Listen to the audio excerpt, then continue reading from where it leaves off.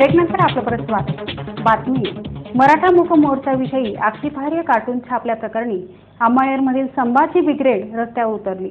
घोषणा देत नुसती थांबली नाही तर शिवसेनेचा मुखपृष्ठ असलेल्या दैनिक सामना या वृत्तपत्राच्या अंकांची होळी करत निषेध नोंदविला आहे।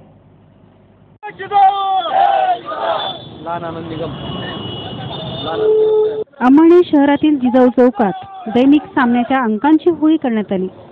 मराठा समाजाचे लाखोंची मूर्ती निघत असताना सामना या वृत्तपत्रानं मूक मोर्चासंबंधी आक्षेपार्ह कार्टून छापल्यामुळे संतप्त झालेल्या संभाजी ब्रिगेडच्या कार्यकर्त्यांनी सामना हे वर्तमानपत्र विकू देणार नाही अशी भूमिका घेतली आहे।